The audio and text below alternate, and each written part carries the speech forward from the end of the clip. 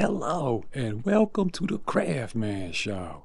My name is your host, the Craftman. Now, the Craftman.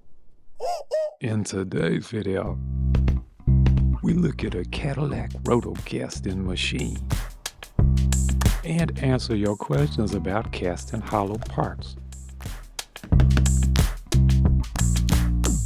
Also, is it possible to pull our own soft vinyl figures without metal molds or chemical vats? I cannot believe it. That's a soft vinyl. Oh my goodness.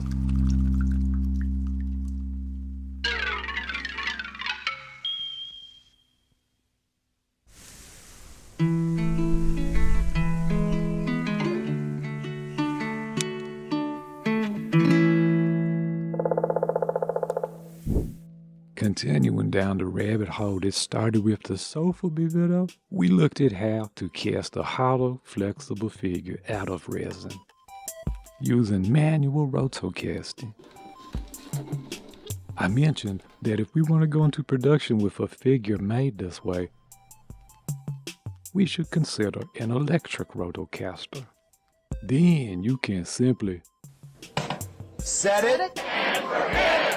So we started looking around for metal-framed electric rotocasters and were immediately dismayed. But look, these are industrial or at least professional-grade machines, so the price will look one way to a hobbyist and another way to someone fixing to go into production and hopefully recoup some of their money. After a lot of searching, we landed on this unit right here, the Hackmake-Mod Rotocast Digital 12. And Craftman was in disbelief about two things. One, the price compared to the other units. Look at that. Two, the smoothness. Look at the smoothness right here. Reminds me of something from Event Horizon, a movie I have no desire to ever watch again, ever. Oh my goodness. Anyway, the more I read about this one, the more I like it. And it's always reassuring when someone stands behind their work. So I reached out to Hackmake-Mod, and he very graciously sent the Rotocast Digital 12 for testing and review. Chad, thank you for sending this over.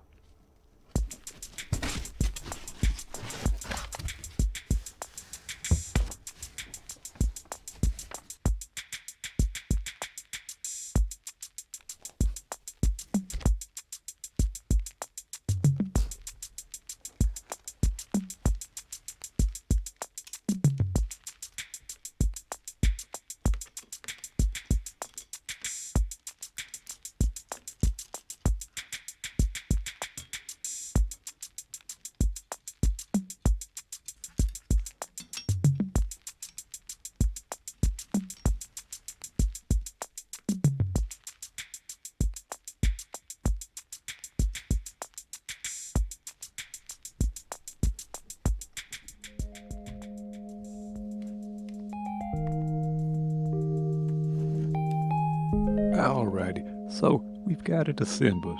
Now, let's turn it on and adjust the RPMs and push to start. Wow, okay.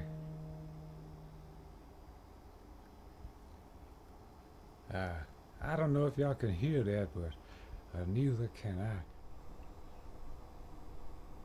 Alright, this unit is really quiet. Let's just give it a try. But first I need to make some lids in Craftman. Janky tail out here. I ran out of silicone, so I'm just finishing it with flexible resin. But since I used a mold container that was threaded, it's going to allow the lids to lock right into place.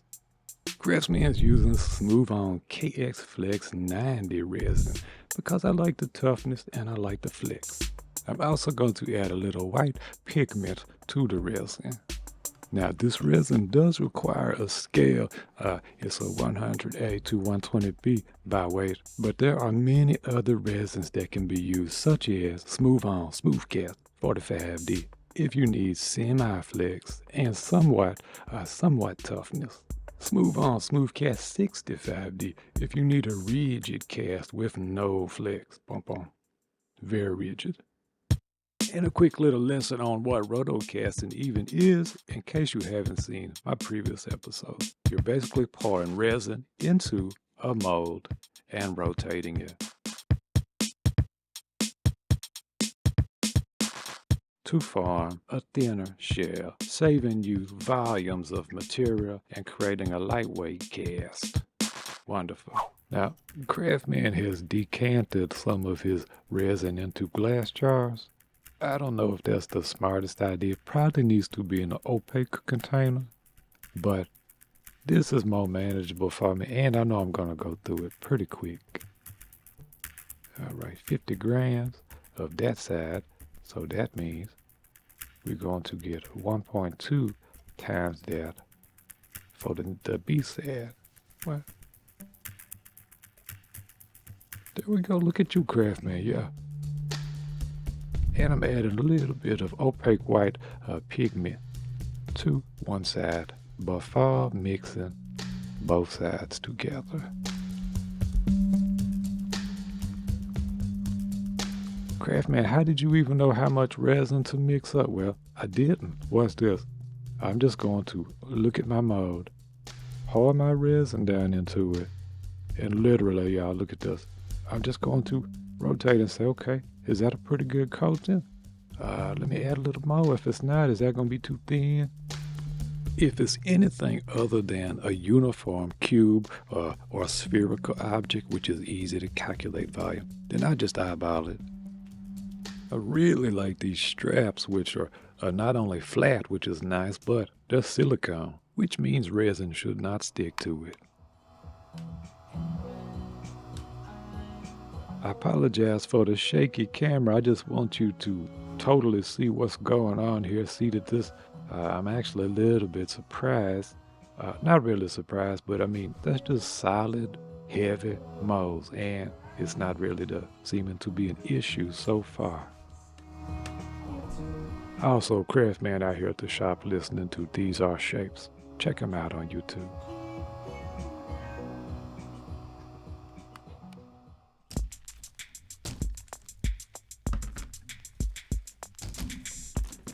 To me, it's extra impressive that the machine can hold these heavy molds, because look at this, and he handled it.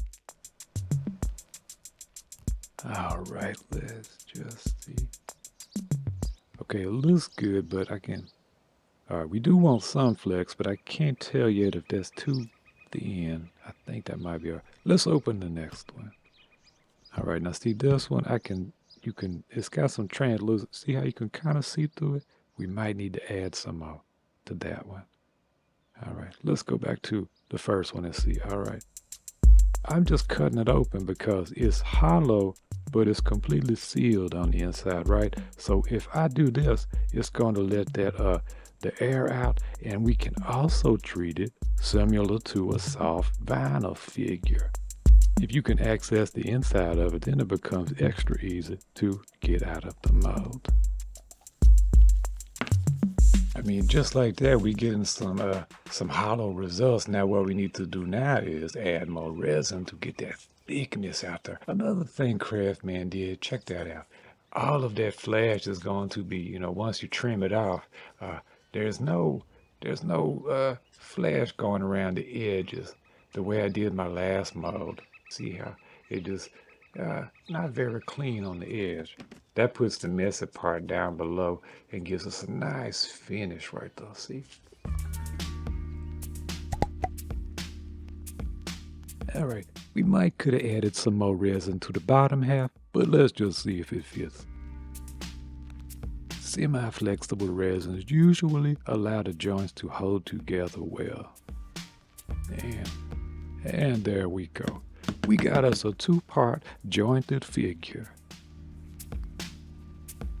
Craftman has learned over the years that sometimes your eyes can reveal to you more than a resin volume calculation. But when rotocasting, you will very likely run into one of these two issues: underfilling, where there's not enough resin, An underfilled mold that isn't coated thick enough can have resin added to it, but do it pretty soon after your first pour so there's still some resin curing going on and gives it a good bond.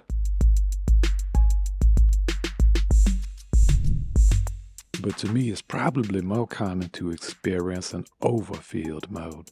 Why is that?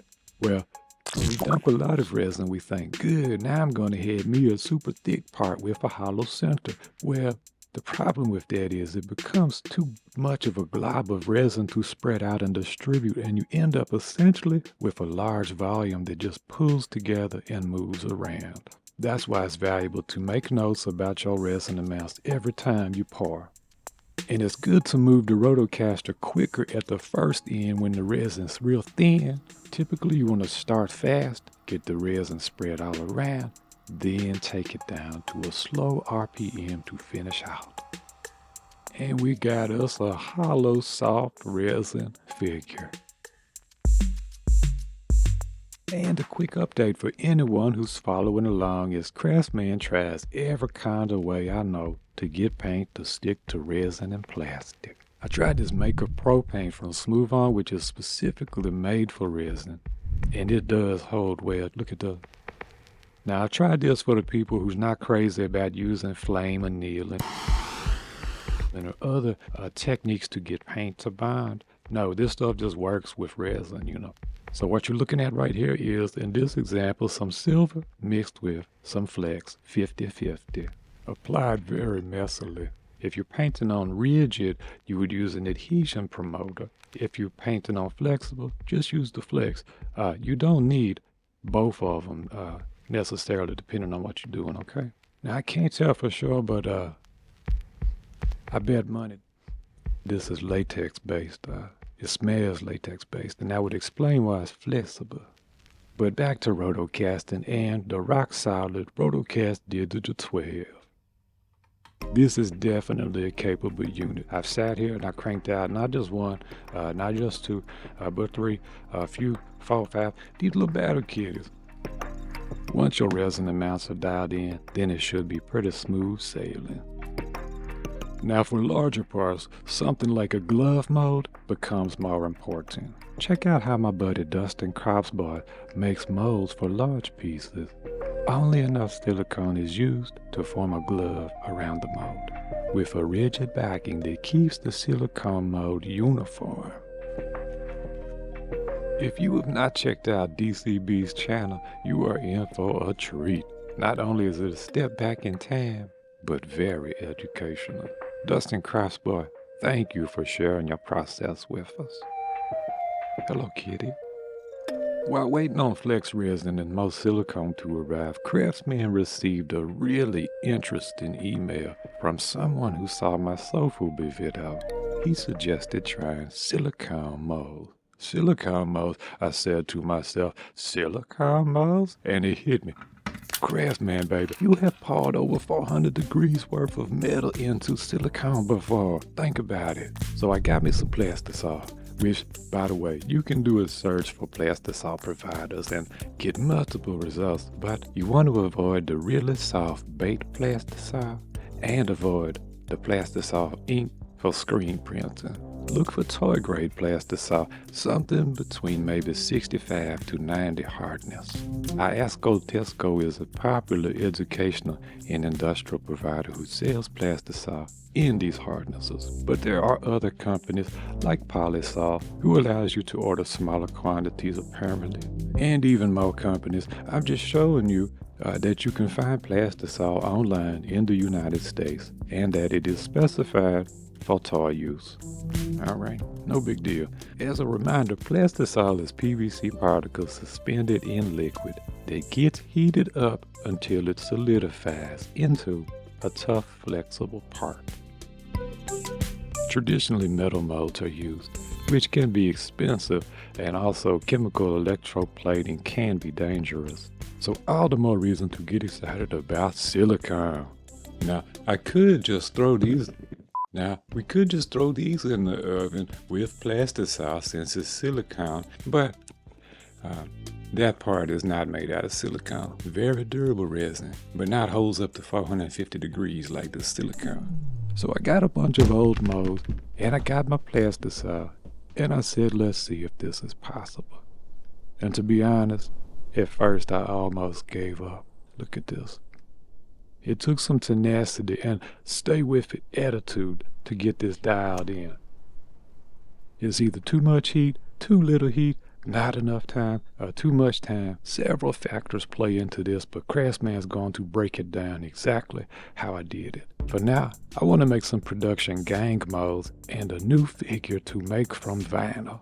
During testing, I was inspired by this old space-looking suit that Craftsman sculpted. So we got him to resculpt it into a more sophobia-friendly format, which I'm really happy with. It feels so good in the hand, really nice feel in the hand. I also realized we need a head, so I started sketching some ideas and said, let's just go with this old design, son. This is another one Craftsman made. I said, let's use that helmet right there.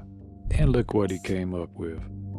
Super proud and happy about this figure right here. And we got the figure ready right in time for the silicone to come in. Yeah. Craftsman is using some EcoFlex right here, which is extremely flexible. The reason I like it, it allows you to get undercuts because you can stretch your mold to get the part out. All right, this is Craftsman's philosophy for making gang molds. First of all, I give me just a single mold, which is made from the original copy, okay? So one mold, one original, and from that single mold, I just pull as many of these very clean resin copies as I can, from which I will make a gang mold. Now, I've oriented the figures all facing the same direction. Why is that? Because all the bubble traps are in the same spot for every figure. So if I tilt it that way, I'm taking care of 5 sets of bubbles at one time. Okay.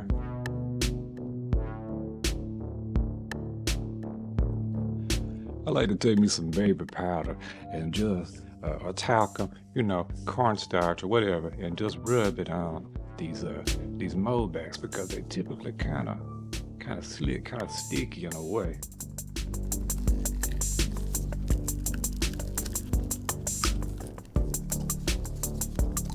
And now we got 5, 10, 15 figures we can get with one heat.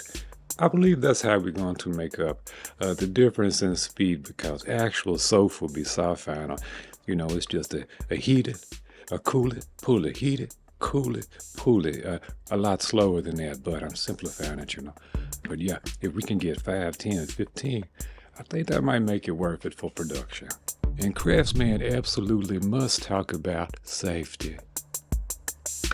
At a bare minimum, Craftsman is going to use a respirator. There's all kinds of cartridges, but organic vapors right there. That's tend to be what Craftsman goes for.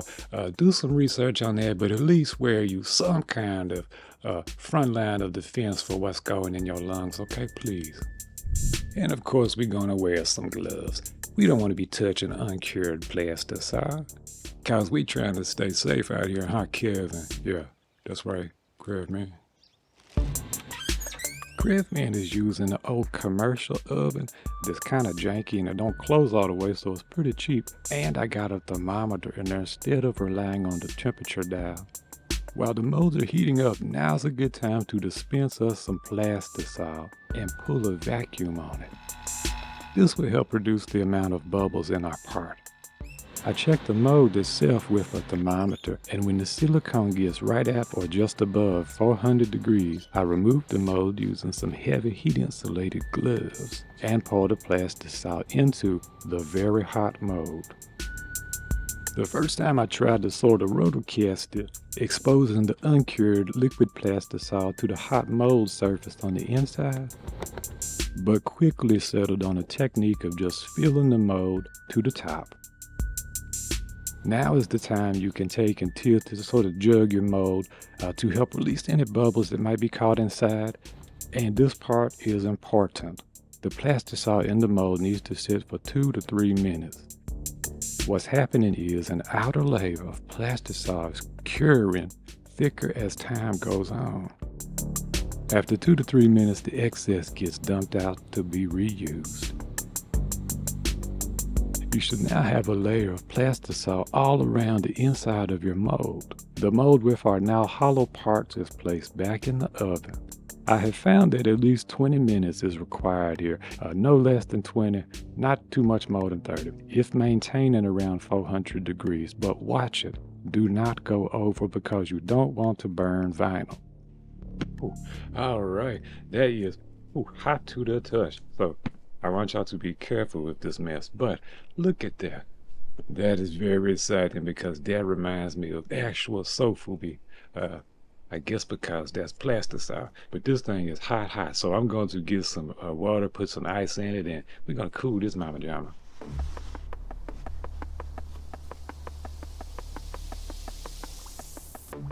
One telltale sign craftsman looks for is an amber colored flash fringe, kind of like a fried egg.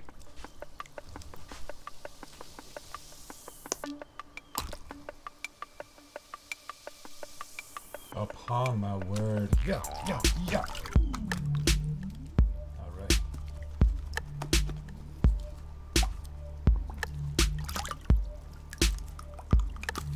Man, look at that, child.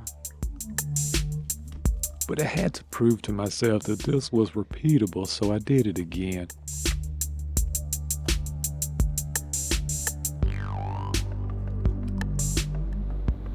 And did it again. As a recap, we preheat the mold to 400 degrees. We pour the PLASTISOL into the hot mold and let it sit for at least 2, probably 3 minutes. We empty the uncured PLASTISOL back into the container and place the mold with hollow parts back in the oven for 20 to 30 minutes at a temperature of at least 350 degrees, but not too much higher than 400. Like I say, watch it. Don't let it get out of control. Don't let it burn. Anyway, try to be less messy than craftsman. But look, it feels too good to be true that we literally pulling vinyl from silicone molds, and we got us, look, a little chunky little man looking there. Fantastic. I like it. By the way, there's all kind of methods for coloring PLASTISOL, such as glitter, and a lot of the pigments that will color resin will work, but just be sure you use something that can be heated up, alright? I don't want y'all using any dangerous chemicals out here heating up, releasing any crazy fumes. Now, the first time you do soft vinyl, I recommend not using any opaque pigments. Just put the PLASTISOL, because what you want to do is see it turn translucent, all right? If it's a little bit white, chalky, it's probably not cured yet. Versus here's one, look, that just, yeah. That's what happens if you don't go long enough. It's very disappointing. That's why I recommend trying the first time without any pigment. And craftsman don't hardly like to stop experimenting, so right now I'm out here experimenting with adding copper particles to silicone 1:1:1 ratio. I'm thinking it might could help conduct the heat better and get a better PLASTISOL cure. It's just an idea. I'll let y'all know in a different video if that even works or not. The steady crafting team of me and my wife, my kids, particular craft son, our middle son, has been helping me with prototyping figures and designing just new concepts and things to try out. Look, Craftsline showed me this one. It really impressed me. Let's see if I can figure out. Yeah, it's going to have to, we was thinking about magnetics, Johns, maybe, but look. The idea is it's a man inside his shirt and he just talking with his hand. I think we just been watching too much One Punch Man and anime stuff lately. I don't know what, but it's fun. And I'm going to be installing me a range hood to get them fumes extracted. So whether Rotocast or soft vinyl, it's possible to make these figures at home. Chad, thank you so much for sending the Rotocast Digital 12. Thank you so much for watching this. Y'all know I love y'all, right? And keep on with your feet in the air and also your heads in the air. That's that Pixie song. Crazy. Keep on steady crafting. All right.